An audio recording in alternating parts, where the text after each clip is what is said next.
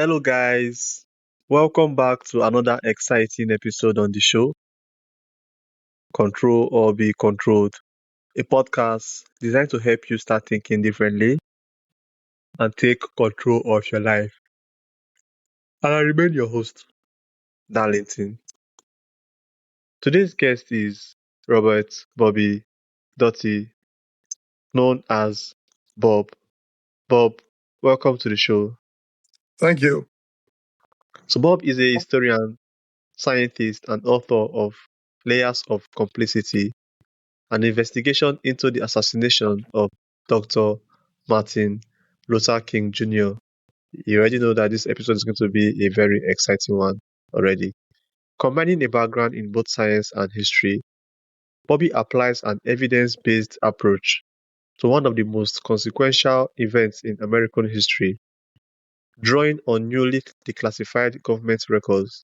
His work examines the broader systems, institutional decisions, and historical context surrounding Dr. King's assassination, while encouraging readers to think critically about how history is investigated and understood.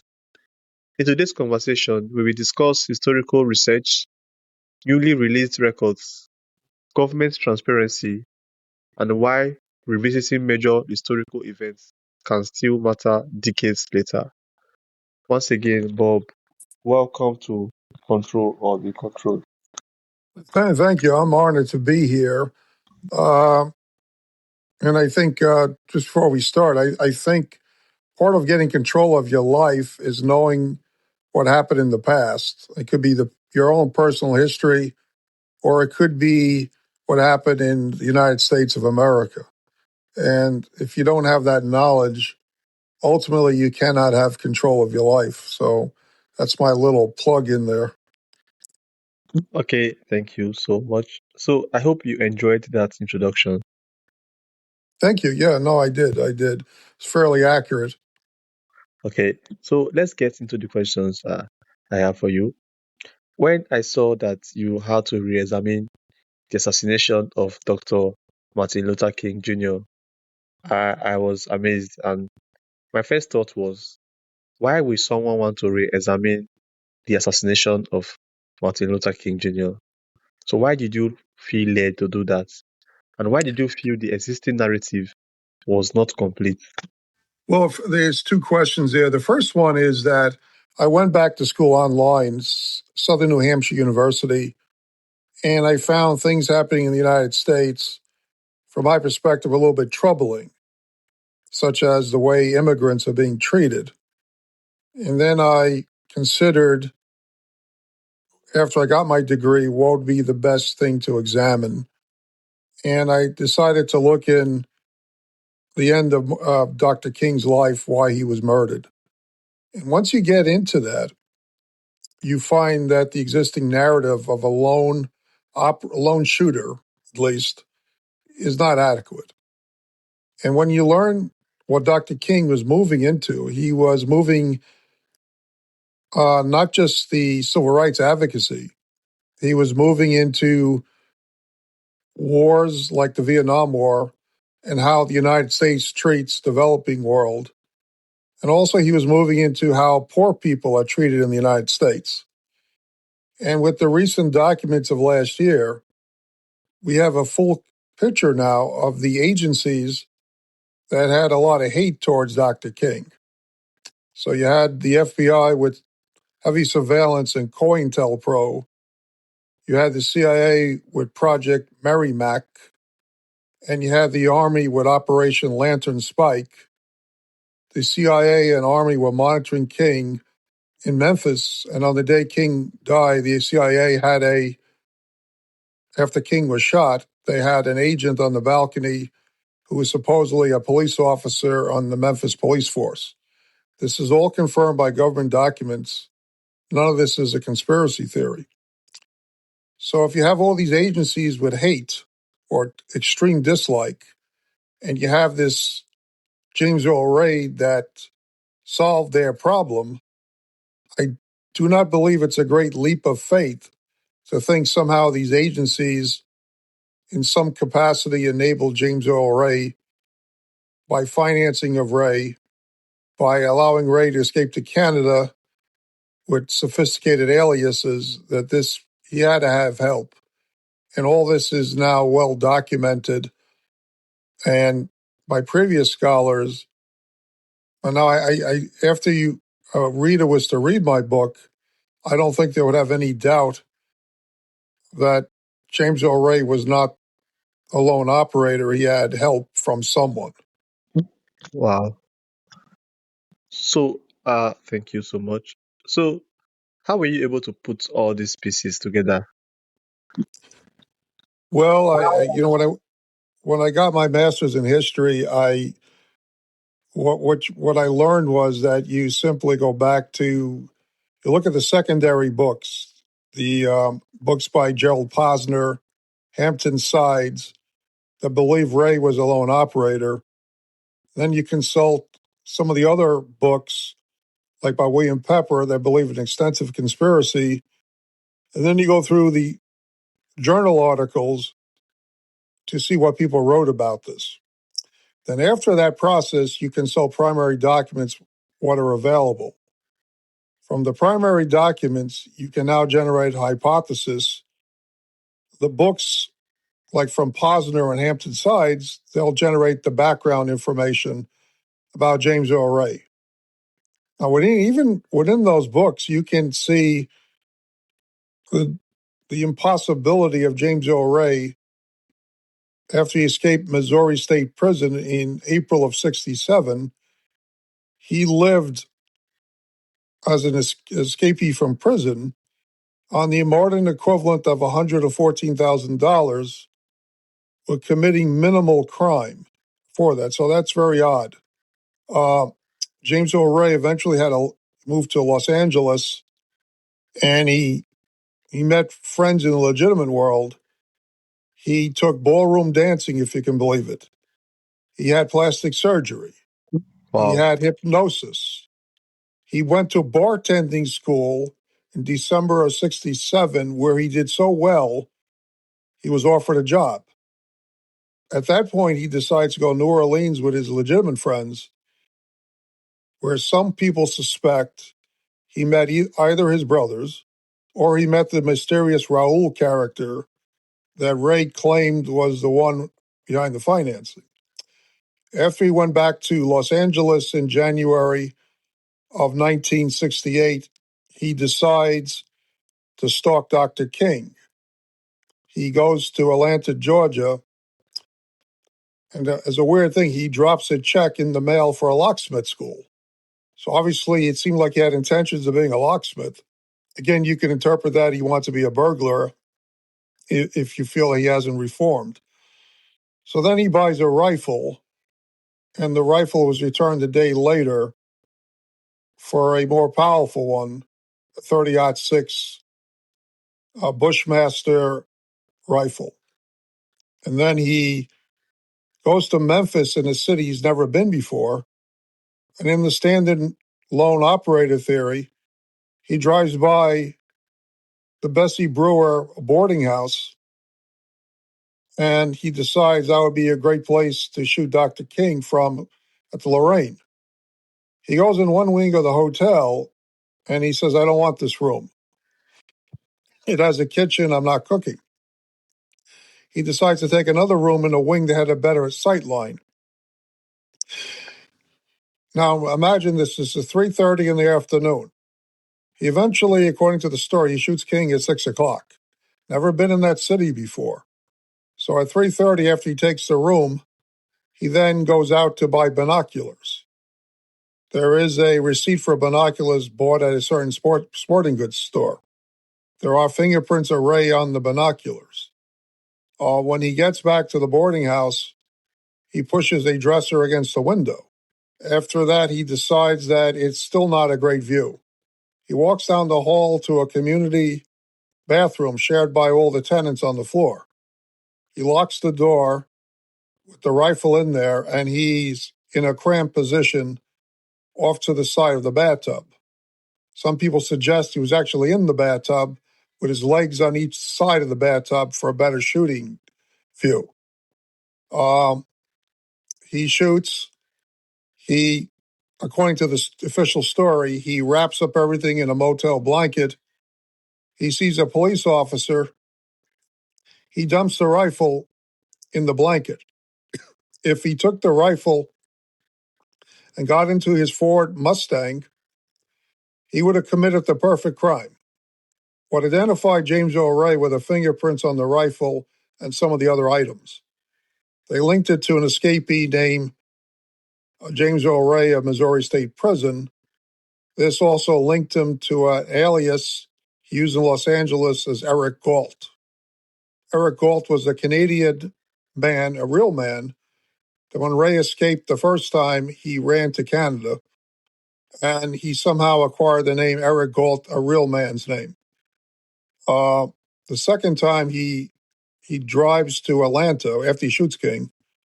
He drops the car at a housing project. He gets into Cincinnati by bus, then to Detroit by bus, over to Windsor, Canada, and then over to Toronto. And 4 days later, he shows up at a boarding house.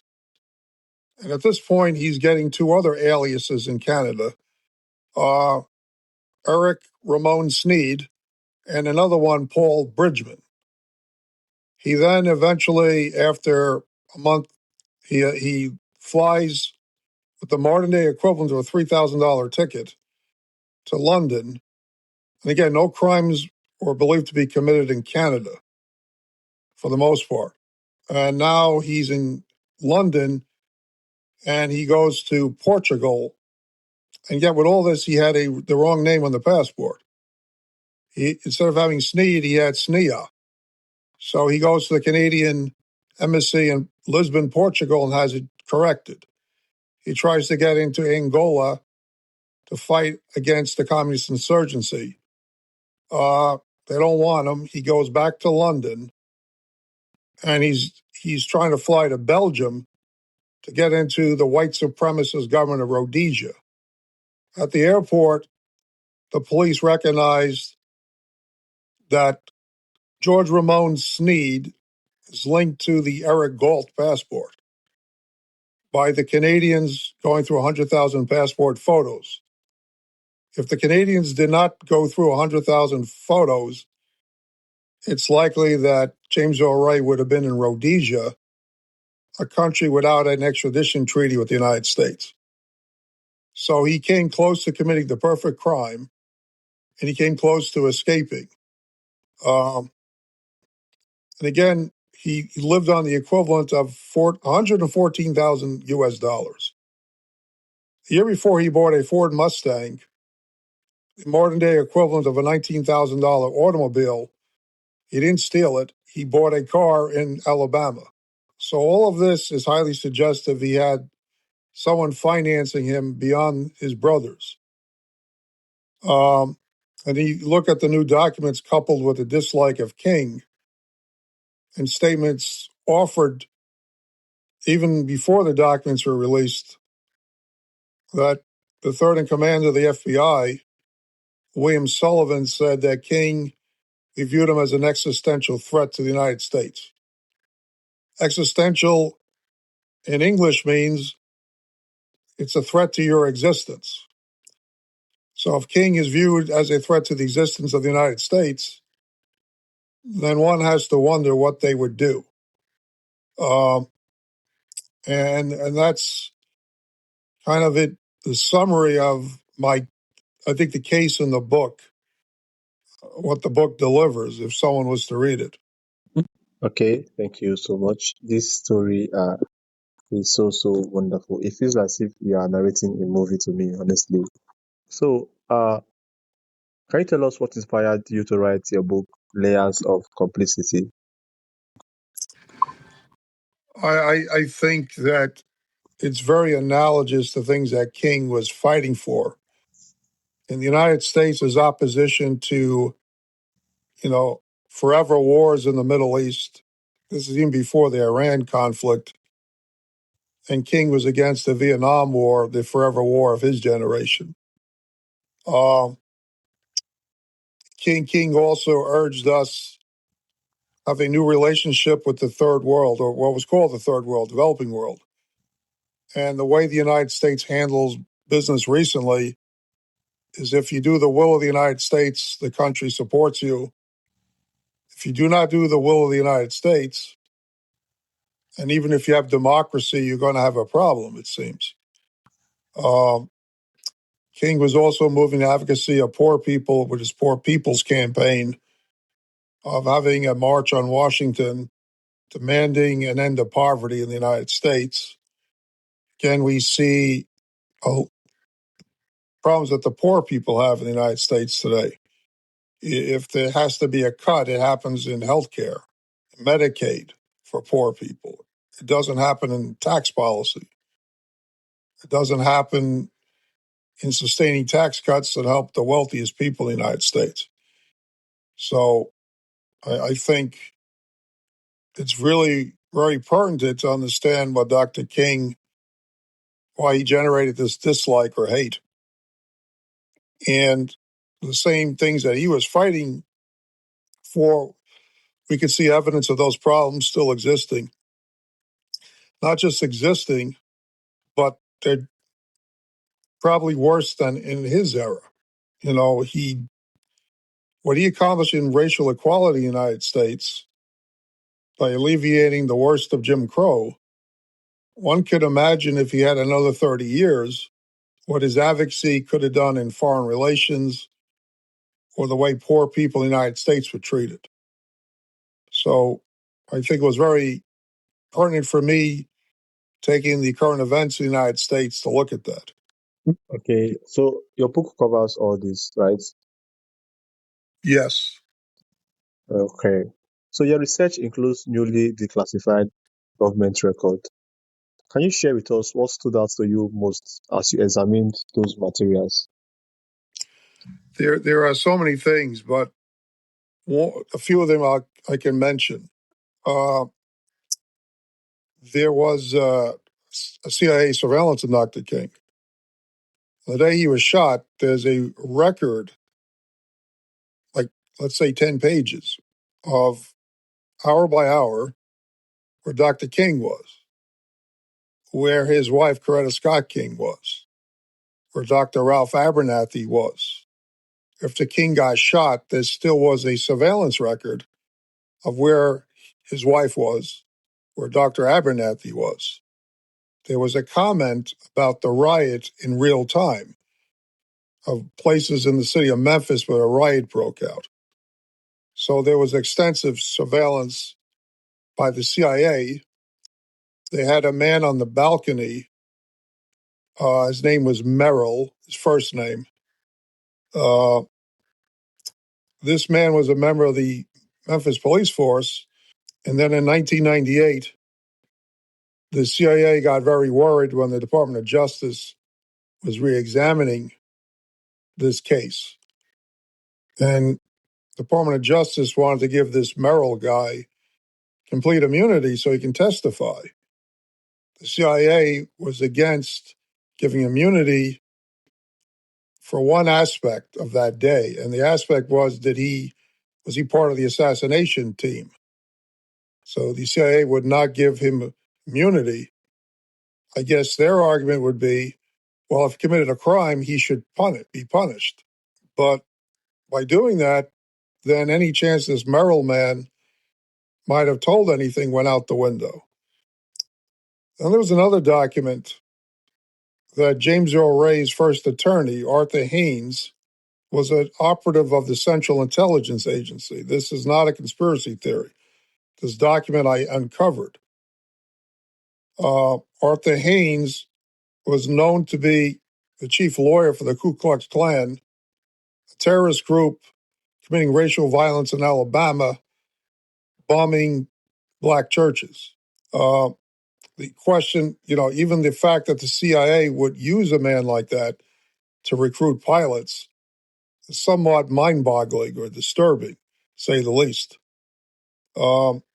Ray did fire that attorney, and the second attorney got Ray a worse deal than the Klan lawyer, Arthur Haynes.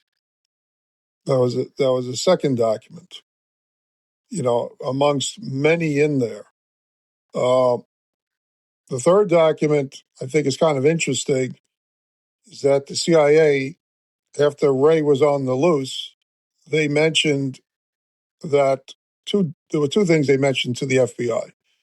One is that Ray used a network of known fugitives. This is something that the FBI report in 68 or the House Select Committee report in 78 did not mention.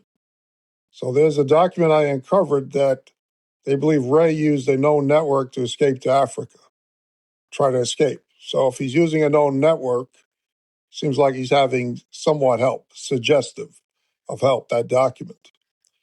The other CIA document is very strange. They claim there was a previous plot on Dr. King in 1962, uh, centered in Alabama, and this car dealer approached Panamanian seaman uh, Claiborne Brown. And he asked Brown, who is our greatest problem? And Brown said, I don't know. And this man said, well, it's Dr. King. Do you want a job? Mr. Brown said no. But then Mr. Brown calls the man, says, okay, I already bought the ticket to go back to Alabama. And the car dealer said, how much you pay? I paid $70. So the car dealer says, well, that's too much. That sounds nuts, but what's really strange is that this document was written, eventually got to the head of the counterintelligence, the Central Intelligence Agency. James Angleton, who was involved in some of the worst assassinations or intrigue of the CIA in the 1960s or 50s also. Angleton was eventually fired by the next CIA director, William Colby, for being psycho or out of control. And Angleton writes Hoover saying that, do you know of this? There's a previous uh, assassination plot. Now, what I find intriguing was how did the CIA know about a previous assassination plot when the FBI is the law enforcement agency in the United States, and the CIA supposedly is not supposed to do law enforcement in the United States. So those documents are highly, highly suggestive.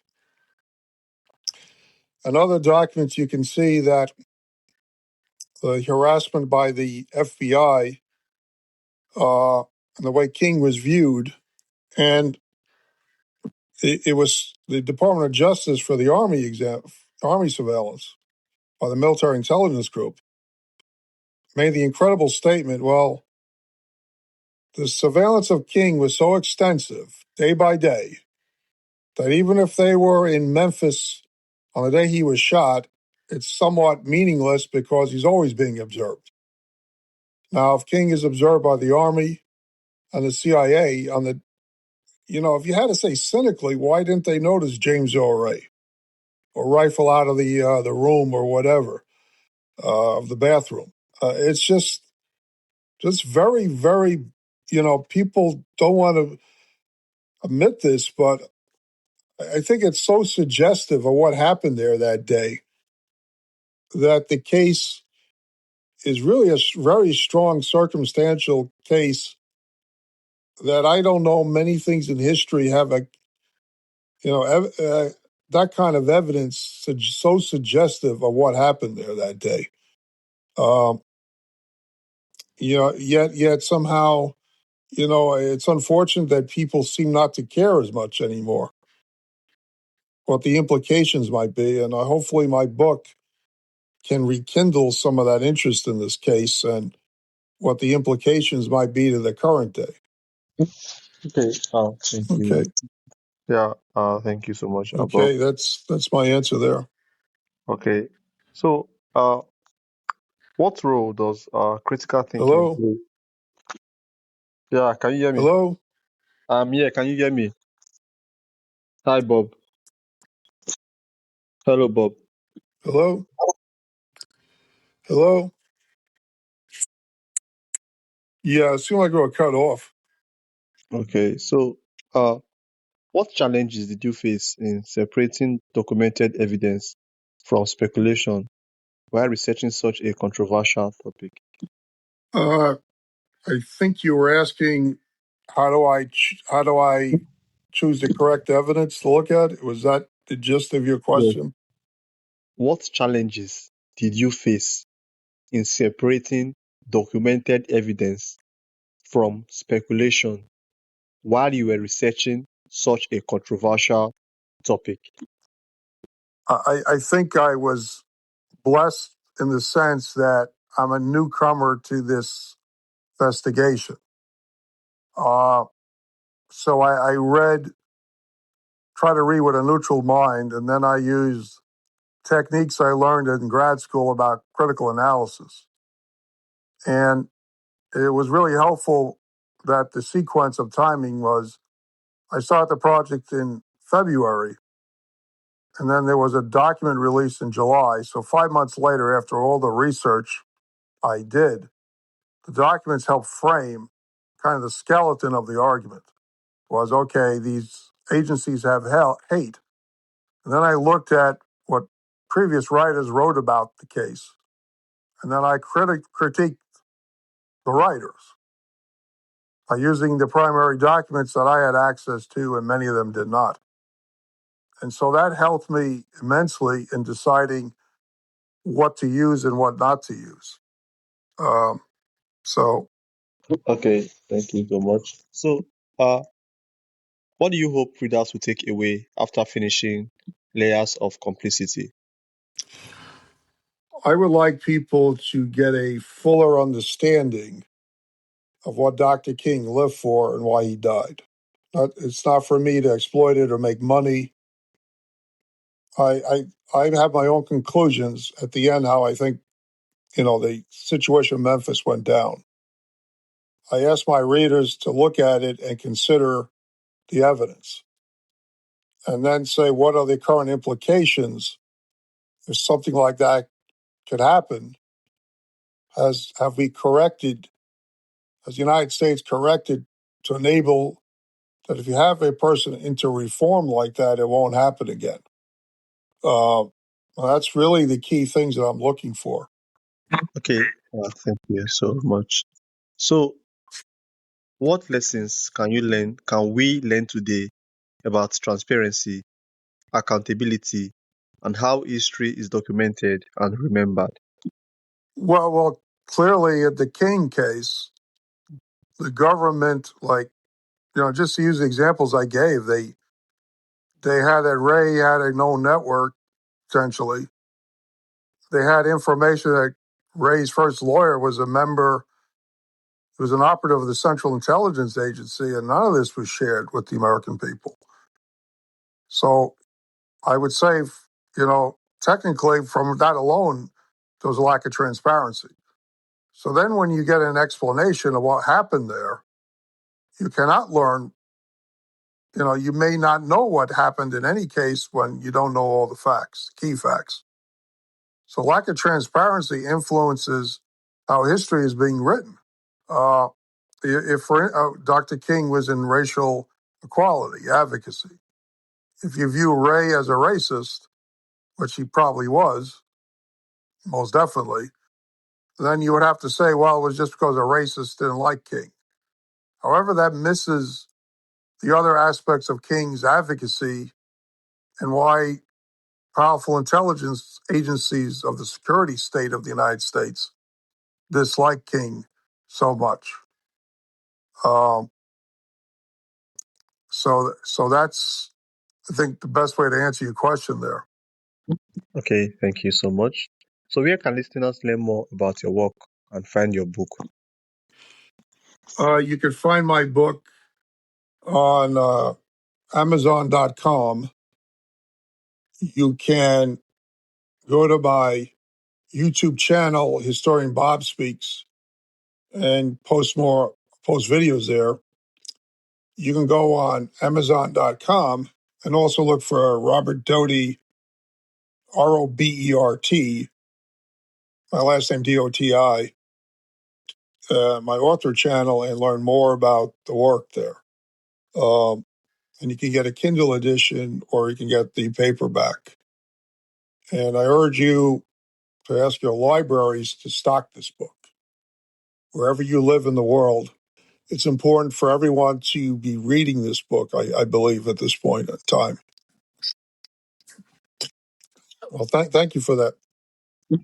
Okay, thank you so much. Thank you, Bob, for joining us and sharing your research and perspective. Okay, History continues. Yeah, go on. no, thank you for this opportunity. So history continues to shape the present, and conversations like this remind us of the importance of careful research, thoughtful analysis, and asking informed questions, regardless of where listeners begin. Understanding the historical context behind significant events help us become more informed citizens and more critical thinkers. Thank you so much, Bob. And I would like to say, if we can put your movie into a film, that would be very, very lovely. Yeah, I would hope that we can get this book out, and anything you can do, I would appreciate any help All on right. that.